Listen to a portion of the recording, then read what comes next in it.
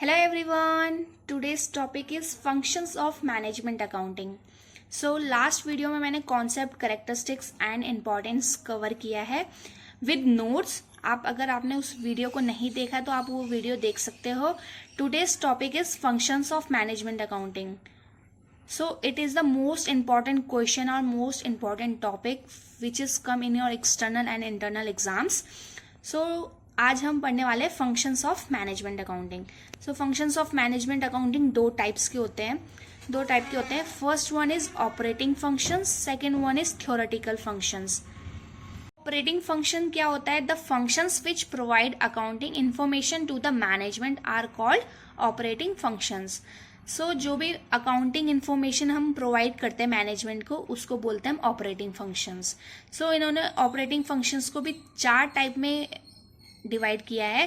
First is recording of data, second one is classification of data, and third one is analysis and interpretation of data, and next one is communicating the data. चलो इसको one by one पढ़ते हैं. Recording of data. First one is recording of data. Management accounting serves as a main source of data for management planning. The data is collected from internal as well as external sources. So management accounting क्या सर्व करता है? पूरा source of data management को provide करता है. और किसके लिए? प्लानिंग करने के लिए. The data is collected from internal as well as external sources. तो जो डाटा कलेक्ट करते हैं वो कहाँ कहाँ होता है? इंटरनल का भी होता है और एक्सटर्नल सोर्स का भी होता है. Internal sources include income statement, balance sheet and cost recording etc. Internal sources क्या क्या include करता है? Balance sheet and cost recording. And external source includes trade journals and business magazines, publication of government bodies etc.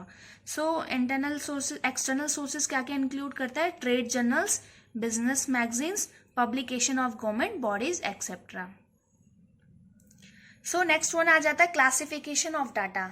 अब हम पढ़ने वाले classification. After the collection of data, जब data ले लेते हैं वो, it has to be classified in such a way that is becomes useful to the management.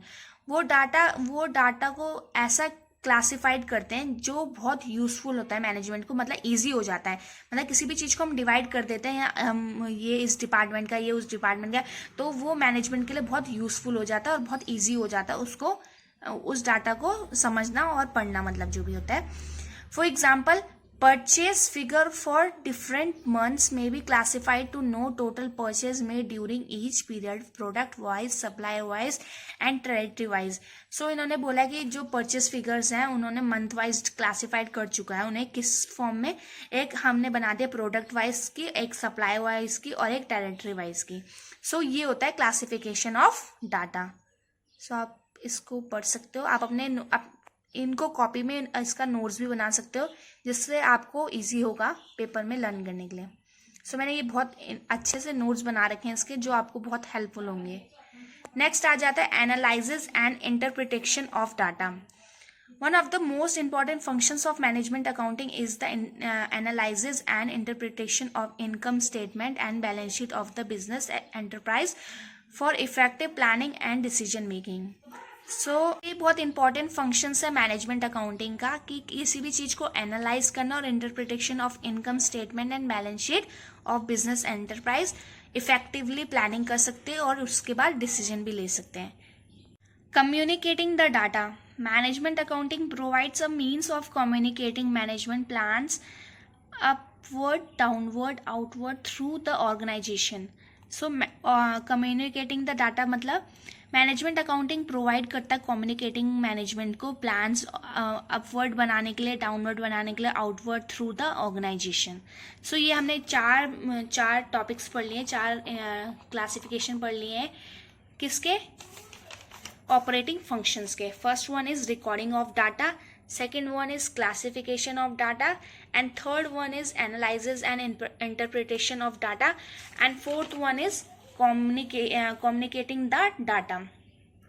Next function में आ जाते हैं हम. मैनेजमेंट अकाउंटिंग है. नेक्स्ट फंक्शन है थ्योरेटिकल फंक्शन. थ्योरेटिकल फंक्शन मतलब पता होगा आपको, theory wise. The functions which are helpful in effective performance of managerial activities are called as theoretical functions. जो मतलब जो भी फंक्शंस होते हैं हेल्पफुल होते हैं इफेक्टिव परफॉर्मेंस दिखाने के लिए मैनेजरियल एक्टिविटीज़ को, उसको बोलते हैं हम थियोरेटिकल फंक्शंस। सो ये भी 4 टाइप में क्लासिफाइड करा जाता है, 4 टाइप में डिवाइड किया हुआ है। To help in planning, to help in coordination, to help in communicating up to date information and to help in control. So first one is to help in. सो हम अब 1 by 1 डिस्क्राइब करती हूँ। To help in planning. Planning is the basic functions of management and management accounting. Prepares statements of past results, gives estimation for the future, and the information supplied and opinion given by the management accountant helps management in planning and policy information. So planning is the basic functions है management accounting का। सो वो क्या करता है, जो भी past results होते हैं और फ्यूचर एस्टिमेशन होता है, वो सारी इन्फॉर्मेशन क्या करता है, सप्लाई करता है मैनेजमेंट को, और उससे क्या करता है मैनेजमेंट का ओपिनियन अकाउंटिंग की तरफ हेल्प करता है अकाउंटिंग को। मतलब मैनेजमेंट को हेल्प होती है प्लानिंग करने में और पॉलिसी में चेंजेस लाने में या पॉलिसी की इन्फॉर्मेशन में। The next one is to help in coordination. Management accounting provides tools which are helpful in coordinating the activities of different sections or departments. So क्या करता है मैनेजमेंट, ये क्या बोलते हैं, कोऑर्डिनेशन में हेल्प करता है, ऐसे टूल प्रोवाइड करता है जिससे वो ईजी हो जाता है, जिससे वो डिफरेंट सेक्शंस और डिपार्टमेंट में कोऑर्डिनेट कर पाते हैं, वो हेल्पफुल हो जाता है बहुत ज़्यादा, मतलब ईजिली कोऑर्डिनेट कर पाते हैं। Next one is communicating up to date information.